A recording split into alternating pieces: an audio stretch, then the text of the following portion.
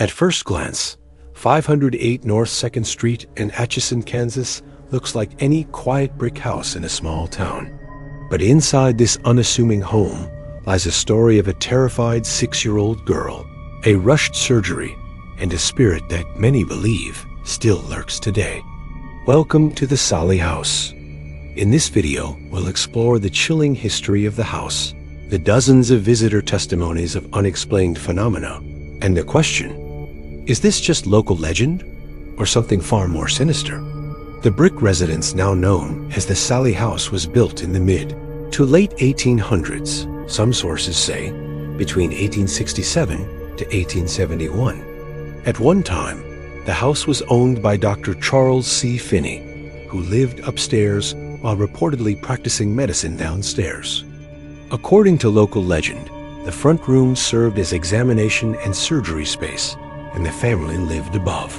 The core story goes that one night a mother brought her 6-year-old daughter, named Sallie, to Dr. Finney, claiming the girl was suffering intense abdominal pain, believed to be appendicitis. In his haste, he began operating before the anesthesia had fully taken effect, and the girl died on the table. Whether that exact scenario is verifiable in official records is unclear, but the story took hold in Atchison and transformed this house into one of the most talked about haunted houses in America. For decades, the house remained a private residence. But by the early 1990s, the tales of paranormal activity intensified. In 1992, a young couple, Tony and Deborah Pickman, rented the property and reported alarming experiences. Deborah described seeing strange apparitions in the upstairs area, and Tony claimed to suffer mysterious cuts, rashes, abrasions, and severe cold spots throughout the home. Objects moved inexplicably. Toys in the alleged bedroom of Sallie were found stacked or placed in odd formations, and playful behaviors reportedly shifted to outright malevolence. Well, one of the things I was intrigued by were the bears that were found in the middle of the room. And they went out of the room and they put the bears back. They came back and one bear was found in the middle of the room. Like poltergeist? That's right. This suggests a very playful kind of experience. And we come across this a lot. People take their clothes out, they get up the next morning, they're back in the drawer again. Just playful type phenomena. You think this family is at threat, in danger? Well, I think there are different types of things going on in this house. I wouldn't think there's one explanation. The bears appearing in the middle of the room is a playful type poltergeist experience, but the scratches on the man's stomach and his arm, and according to his testimony, he was yanked out of his bed. Those are pretty terrifying experiences, and yes, I'm a little concerned about that. We'll continue to look into it. Parapsychologist Carrie Gaynor, thanks for joining us. Thank you. The series of events and the couple's decision to leave only after a short time gave the house national attention. The location was featured in paranormal investigation shows and became a destination for ghost hunters. What exactly do people claim to experience at the Sallie House? Let's look at several documented witness accounts. One visitor reported, "I heard a little girl's voice say, 'I want my daddy.' A teddy bear I had removed from the upstairs nursery was found halfway back in the room."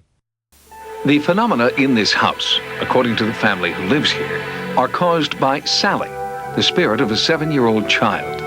They believe it's Sallie who causes paranormal activity, like lights flickering on and off mysteriously, as seen in this home video. Thank you, Sallie. Yeah, on the left side. Family photos have turned up with unusual blurring and discoloration, confounding our photo experts. During our initial investigation, paranormal researcher Howard Heim felt and recorded strange sensations of cold and electromagnetism. Actually feel like a small circumference about 4 inches in diameter coming straight down.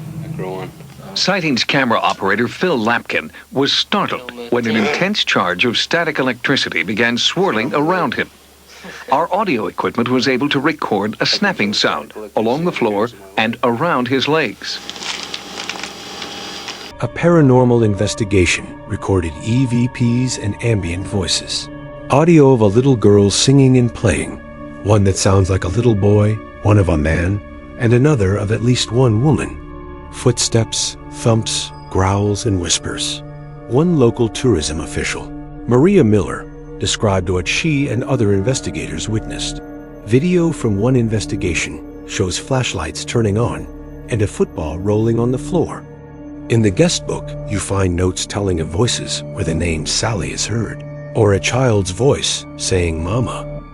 Visitors consistently report physical effects, mysterious scratches, burns, sudden cold spots, and electronic malfunctions. Objects in the home were reportedly moved by unseen forces. Visitors and past tenants have claimed to be scratched and burned by ghosts in the home. This set here is scarred.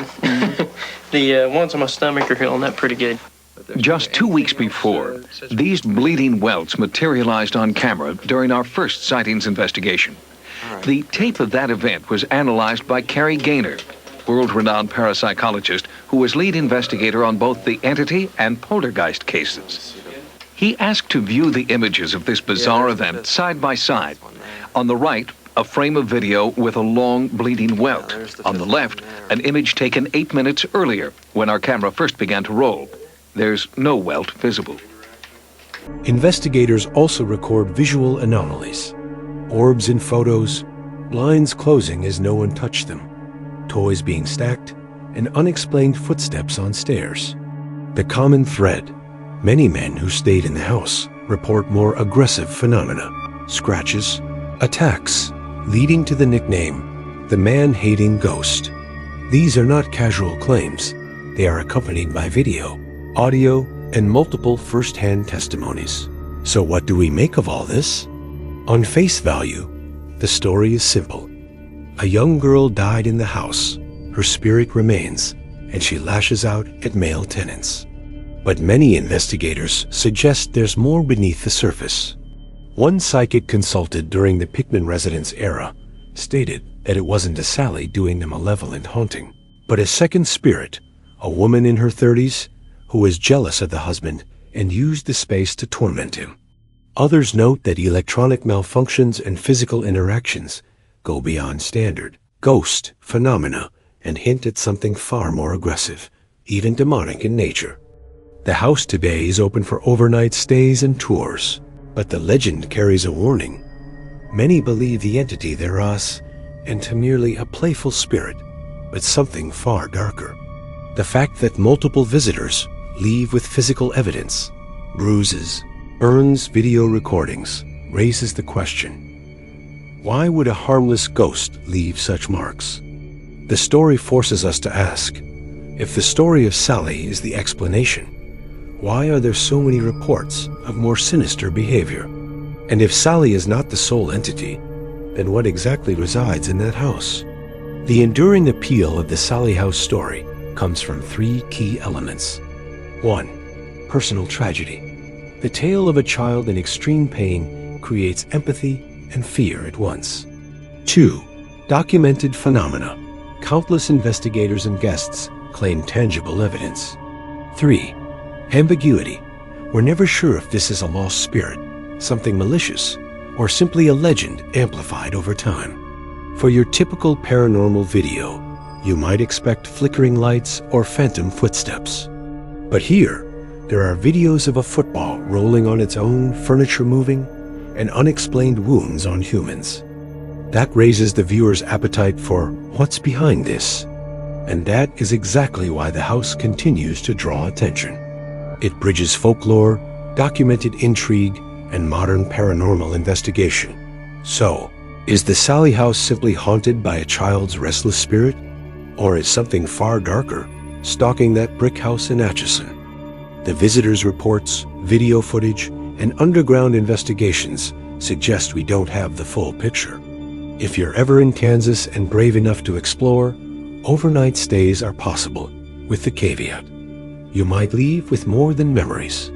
If you enjoyed this deep dive, hit the like button, subscribe for more real mystery storytelling, and leave a comment below. What do you think is behind the Sallie House? Ghostly child? Jealous apparition? Something else entirely? Until next time, stay curious, stay safe, and remember, some doors should remain closed.